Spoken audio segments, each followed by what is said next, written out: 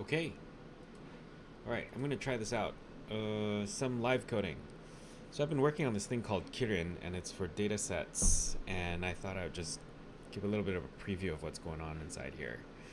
So I've got a Marimo notebook, and I want to show it. Yeah, I want to show some just ad hoc capabilities. So let me open up the notebook with in Marimo, and let's get started. So first off, make sure I have the Marimo sandbox. Okay, so I got Marimo imported. I got that guy. Matplotlib. I got NumPy. All right, I'm gonna add in a code cell here. I'm just gonna go. Oh yeah, I've got some data down below over here. So I'm gonna generate some correlated data like this. So if I hit that, all right, so take a look. I've got this guy. I also know that if I rerun it a few times, my actual correlations are gonna look kind of different, right? So it's not, yeah, it's gonna, there's gonna be some differences. Let's just put it that way. Okay, cool. So then, all right, I am also just gonna make sure my audio settings are right. Great.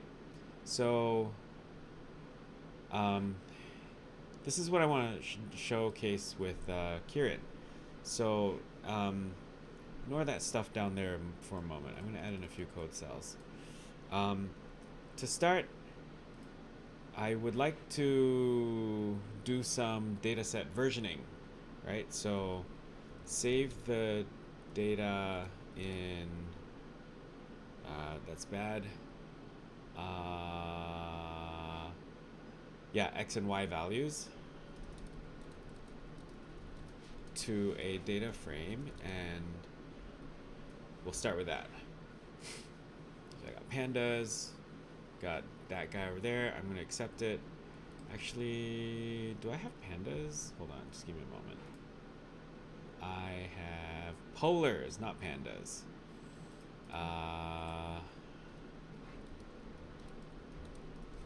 Use polars, not pandas. Okay, that's good. That's good. Okay, we'll accept. I'm gonna do this.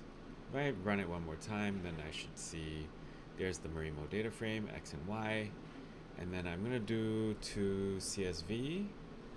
Does that work?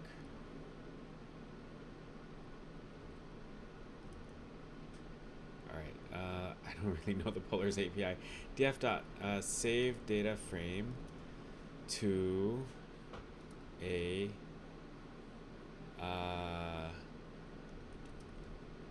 CSV file. Oh, it's write CSV. Okay. All right, there we go. And I'm just gonna do correlated data.csv. Okay, so I have the correlated data frame there. So here's the thing. One thing about like data, you generally don't want to commit it into version control systems, but you still want to be able to do tracking of files and where particular commits of those files. So what's a good way to do this? Well, because it's going to be, yeah, it's I would like to propose that we do this in a system that's separate from Git-based version control, but has some of the same Git-like semantics, and that's what Kirin is here to handle. So I'm going to do this. So let me just see here. I would like to create a new I would like to access this catalog, which I've already got. Actually, I'm going to take this guy, move it up here. So catalog is there, and I've got like it's located on my disk, but this can work on cloud storage. Actually, you know what? Yeah, I'll show the cloud storage thing in a moment. So then let's do data set is catalog.get data set. Let's do let's do plots, and then data set. Yeah, that needs to go. Let's take this guy. All right, yeah, Marimo's reactivity, amazing. I like that. So then once we have that, I can do something like dataset.commit. I should have that.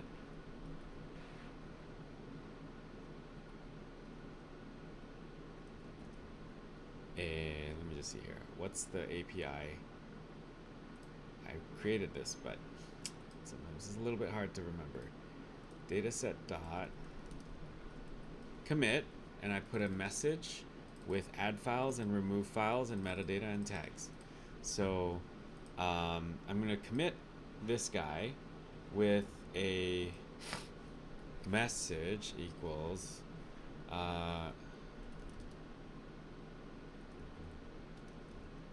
dataset CSV. Sorry, it's going to be correlated data. Add, and we'll do the file that we just saved, which would be / correlated CSV, and run that. Add files, sorry. Add files is that. And so what that's going to do is that it's going to create a new commit of this data set into this plots data set, right? But that's not the end of it. I can choose to save that plot as well, and that will also create a new commit inside this data set. So you'll notice I've got like commit of correlated data and then add correlated data scatter plot, and that will allow me to commit this guy into the Kirin dataset versioning system, and it's exactly this plot that's over here. And what's even better is that it was auto-generated from this particular script, and what we've done here is we've actually, exactly as I wanted it, taken the state of the script as is at that point in time, and we've taken that state of the script at this point in time and just stored it, right? Just stored it inside the version control system over here. Now, just to be absolutely clear, this guy is still being version controlled primarily by it's being version controlled primarily by the script that we have by Git, sorry, but I have the ability now to go to Kirin, the web UI, which I'll show in a moment how I got there, and I have the ability to go to a figure and ask where, and immediately link it to a particular script that was used to generate it.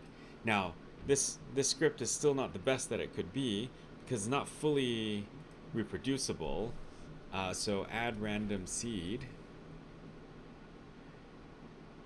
So we'll set it to 42 for reproducibility, accept it, we'll run it, right? So that's what we get. And if I come back here to the data set and I look at the history, you'll notice, okay, it got run quite a few times. Let me go back over here. You'll notice I've got this guy over here, and it's been saved a few times, right? And what I'm going to do next is I'm going to change the seed to 49, rerun everything. This will give us a completely different scatter plot. If I refresh the page here and I preview this guy, you'll notice it's the new one now, and that was the old one. And the version, right, the version that was used to generate this guy had 49, right? So this had version 49. If we go back to this guy, that should show 42. And if it doesn't, okay, If it doesn't, that means I've got a bug, and I'll need to fix that. But that should have shown that 42 was the version that we used to generate that plot. All right. So if I look at this guy, like if I go back a little bit, you'll notice there's another version that has random seed 42 over there. Okay. So then one thing that I thought would be kind of cool to think about is this use case where data are being appended and updated to. So I'm going to go to plots catalog and I'm going to create a new data set just manually, right? So let's just do auto updating data, a demo of how data can be auto updated over time and version controlled and tracked nonetheless. All right, so create data set over here. So I'm going to go here and I'm going to go to the access code. All right, so we'll take this guy. Let me just hit copy. And I'm going to come back out here. Let's go down a little bit more. I'm going to take that. Let's see. Kirin.dataset. And that's the thing that we're going to check out. What is this? Oh, whoops. Data set for auto data. Yeah, I can't have the same names. Okay, there we go. So we got data set for auto data there. We're going to do next. Oops, not a markdown cell. I'm going to add in this one.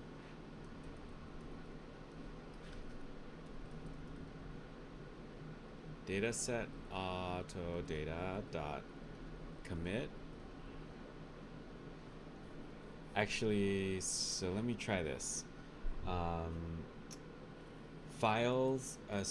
Message equals auto updated file on, and we'll just do date dot today, and let me fill in some of the blanks. If I add a cell above, from date time import date, we'll do, and then that guy, and we'll say add files is correlated data.csv. Okay, so I'm going to commit that data into here. If I refresh the page, I'll have correlated data. And so then what I'm going to do now is I'm going to append 5 rows to correlated data.csv and update the file. Okay, so let's do this.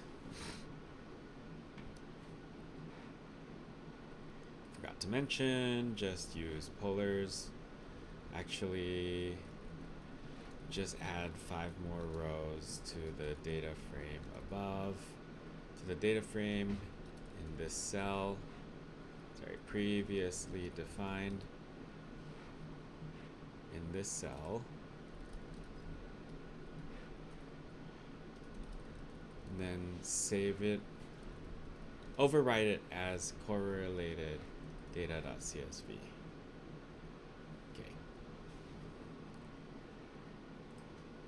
Forgot to mention, use polars, not pandas. There we go. All right, so we're just gonna take the last row and concatenate it 5 more times. And I'm gonna accept this, but I'm also gonna take out the take that out. So then we're gonna save this. Polars doesn't need to be redefined. Great. And so then I'm going to now, I believe that auto ran, but I'm just gonna double check. So I look at the history. Nope, that didn't auto run. That's great. So I'm going to do a commit right here. It's going to give me a new hash. If I come here and go to the history, now you'll notice we got 2 of these guys. And if I preview the file, you'll notice I got the extreme duplication of rows down there, whereas in the previous version that does not exist. Okay, so one thing that's really cool then is that I can basically say I want to check out, if I go to here, I can say I want to check out this particular version of that data file. So now I'm not going to worry about the file that's on disk. I want to worry about the file that I've stored, right? So I could do dataset.checkout this guy, right? So that commit's not found. Where the hell?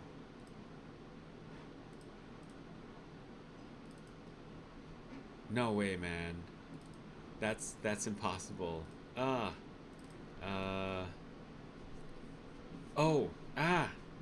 That's wrong. Wrong data set. Okay, data set. That's right. I knew this was working. Great. So I got this guy. And check out that one. Dataset auto data dot file dict dot files. Sorry. Right. And I can grab out correlated.data.csv, and I do read CSV over here.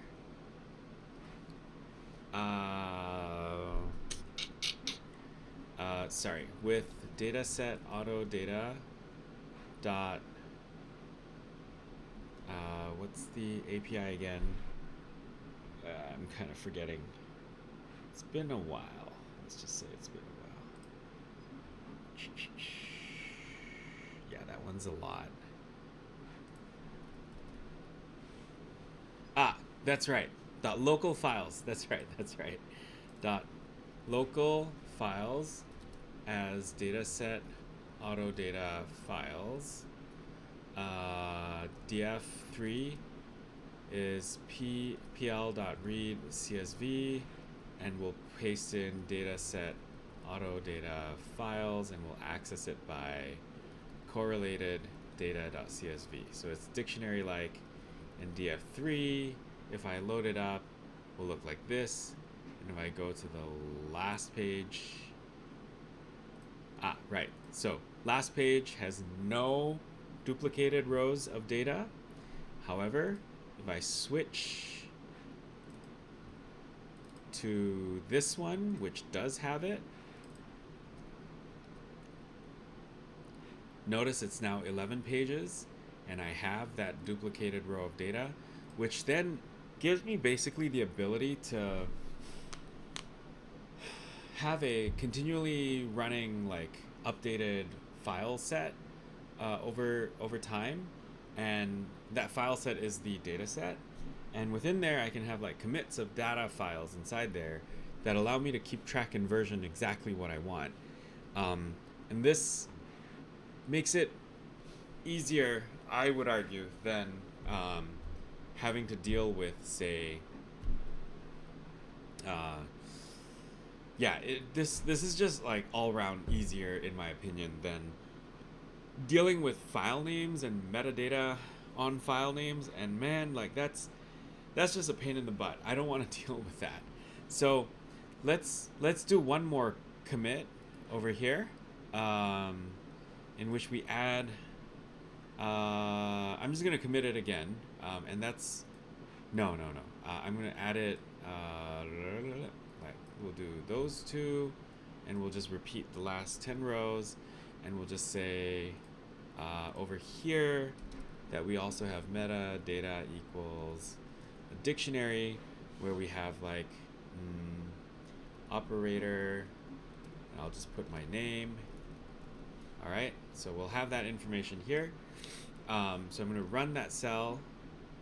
I'm going to run this cell, and then I'm going to run this cell.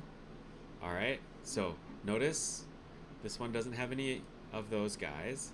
However, if I take this inside here and check that out, No, dude, look at that.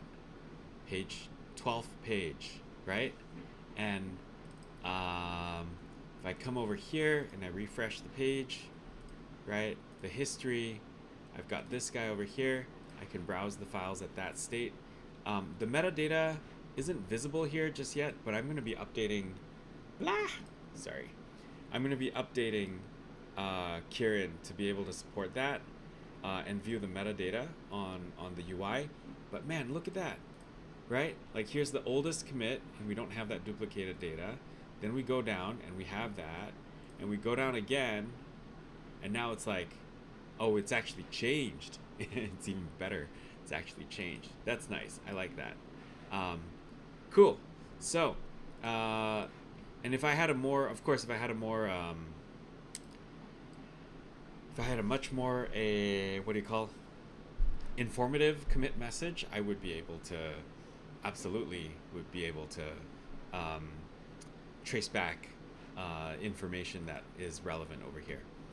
Okay, so with that, I'm gonna stop the demo. I think this is something that, at least for me, I was pretty happy building this out. It's got the right feel, and I will admit, you know, like I was not the one who came up with this set of ideas. There's a lot of credit goes to Andrew Giesel, Max Wall, Anand Murthy, folks who I've worked with basically before. They came up with a system that I've seen before, and this is my take on it. Basically, it's my attempt at like trying to build something that is similar. And so if you're curious, you can actually install Kirin locally on your machine. Oh, I just remembered. No, let's not stop. This actually works with Cloud Bucket storage too. So you'll notice I have a test bucket over here. And this is on Google Cloud, but AWS and Azure and other AWS-like services are also supported. So I can click on that guy. I'll be asked to authenticate. Oops, that is wrong. Nope. Let's try this again. And I'm going to move this over to Nonlinear Labs.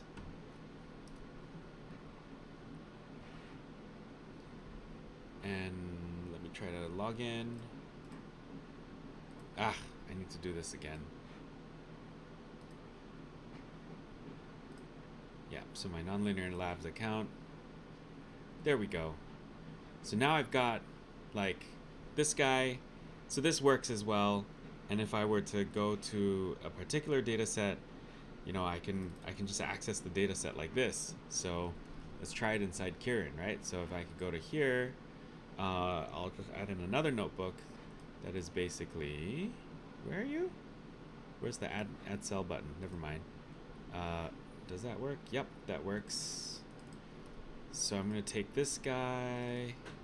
I'm going to go Kirin.dataset. And I'm going to check out the latest commit and not name it dataset.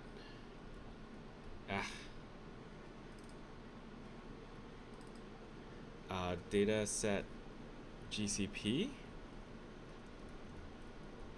And if I go to dataset GCP, it'll try to log me in. All right, cool. It's found the credentials.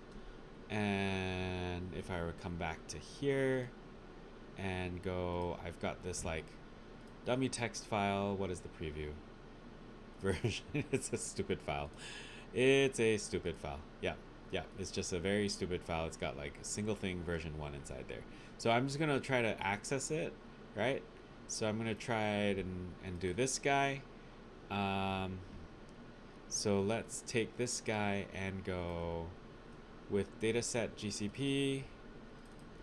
Oopsies, .local files, and then contents is file path.read text.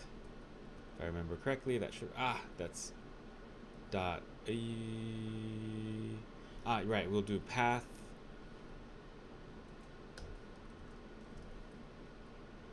dot read text, and we'll add from pathlib import path. Okay, great. That should do the trick. If I do contents, that will work. And if I put in mo.md just to make it look good, there we go. It renders in beautiful HTML version 1 inside there. All right, so just to show, this will actually work with Google Cloud Storage as well. I was prompted to authenticate via Google CLI into Google Cloud Storage as well. So just wanted to share that. This will work with AWS. I've already set it up and tested it on my own as well.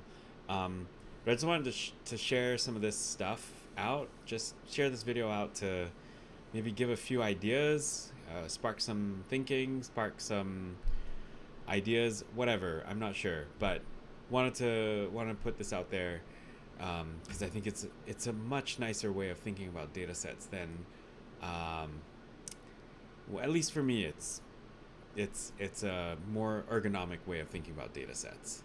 All right, so I'm gonna stop there now.